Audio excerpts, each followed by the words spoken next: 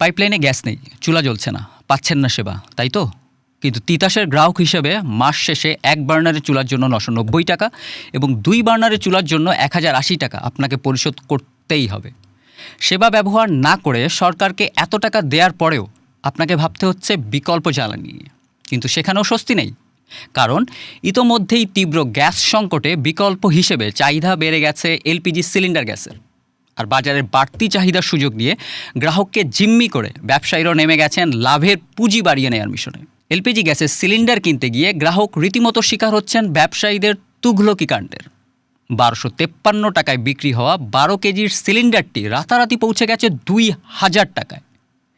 এই পুরো ঘটনাচক্রই বাংলাদেশের জন্য গত কয়েক বছরে নিয়মিত ঘটনা হলেও এলপিজি গ্যাসের এই সিন্ডিকেট ঠেকাতে বা শীতে তিতাসের গ্যাস সরবরাহ বাধাহীন করতে সরকারের কোনো পূর্ব পরিকল্পনা এখন পর্যন্ত চোখে পড়েনি। এমনকি বিদ্যুতের প্রিপেইড মিটার বসানোয় সরকারকে যতটা আগ্রহী দেখা যায় তার ছিটে ফোটাও দেখা যায় না বাসাবাড়িতে থাকা গ্যাসের প্রিপেইড মিটার বসানোর ক্ষেত্রে। তাই বাসাবাড়িতে তিতাসের পাইপলাইনে থাকা গ্যাস আসুক বা না আসুক, আপনাকে মাস শেষে গুনতেই হবে নির্ধারিত ফি।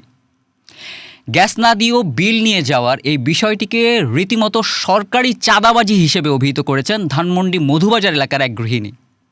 শীতের এই সিজনে সকাল 6টার মধ্যে পাইপের গ্যাস চলে যায়, যা রাত 9টা বা 10টার আগে আসে না বলে জানান তিনি। স্বাভাবিক সময়েও এই এলাকায় দুপুরের পর গ্যাস আসে না, অথচ তাকে প্রতি মাসেই 1100 টাকার বিল ঠিকই গুনতে হয়। কোনো সার্ভিস দিব না, কিন্তু টাকা আমার চাই, এজন্য সরকারি চাঁদাবাজি, বলছিলেন এই গৃহিণী। তিতাসের পাশাপাশি এলপিজি গ্যাসের বাজার নিয়ন্ত্রণেও সরকার ব্যর্থ, এই বিষয়টি উঠে এসেছে তার বক্তব্যে। জানান, পাইপের গ্যাস না পেয়ে রান্নার কাজে বিকল্প হিসেবে এতদিন সিলিন্ডার গ্যাস ব্যবহার করে আসছিলেন তিনি, কিন্তু এর মধ্যে বাজারে গিয়ে দেখেন 1200 টাকার সেই সিলিন্ডারটি বিক্রি হচ্ছে 1700 টাকায়। পাইপলাইনের গ্যাসে সরবরাহ ঘাটতি এবং সিলিন্ডারের দামে তুঘলকি কাণ্ড দেখার পর শেষ পর্যন্ত তিনি বাসায় ফিরেছেন বৈদ্যুতিক চুলা কিনে। এলপিজি গ্যাস ব্যবসায়ীদের তুঘলকি বাণিজ্য নিয়ে আরও ভয়াবহ অভিজ্ঞতা আফতাবনগরের আরেক বাসিন্দার। আমার বাসায় লাইনের গ্যাস সংযোগ নেই, বরাবরই সিলিন্ডার কিনতে হয়, তাই এজেন্ট ঠিক করাই আছে। আজ সকালে তাকে ফোন করে নতুন সিলিন্ডার চাইলে 12 কেজির এলপিজি সিলিন্ডারের দাম 2000 টাকা পড়বে বলে জানান তিনি। এরপর বাজারে খোঁজ নিয়ে দেখলাম এলপিজির সিলিন্ডারই নেই। উপায় না দেখে এজেন্টকে ওনার দামই সিলিন্ডার দিয়ে যেতে বলছিলেন ওই অসহায় নাগরিক। এদিকে বাজারের এই বাড়তি দাম নিয়ে ব্যবসায়ীরা পারস্পরিক দোষারোপে ব্যস্ত। খুচরা বিক্রেতাদের দাবি, চাহিদা অনুযায়ী পরিবেশক বা ডিস্ট্রিবিউশন পর্যায় থেকে তারা এলপিজি সিলিন্ডার পাচ্ছেন না, আর অর্ডার দিলেও সরবরাহ আসছে কয়েকদিন পর, তাই নিজেরাই কিনছেন পাইকারি দরে, আর তাতে এখন তাদের খরচ পড়ছে 1500 টাকারও বেশি।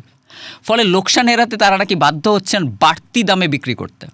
অন্যদিকে শীতে গ্যাস সরবরাহে কিছু ঘাটতি হয়, এটা স্বীকার করলেও বাড়তি দামের বিষয়টি নাকচ করে দিয়েছেন LPG operators association of Bangladesh বা এলওবি এর সভাপতি ডেল্টা এলপিজি লিমিটেডের ব্যবস্থাপনা পরিচালক মোহাম্মদ আমিরুল। পাইকারি পর্যায়ে ব্যবসায়ীদের বাড়তি মুনাফা লোভের জন্য এমনটা হচ্ছে জানিয়ে সরকার ও আইনশৃঙ্খলা বাহিনীর তদারকি বাড়ানোর পরামর্শ দেন এই ব্যবসায়িক নেতা।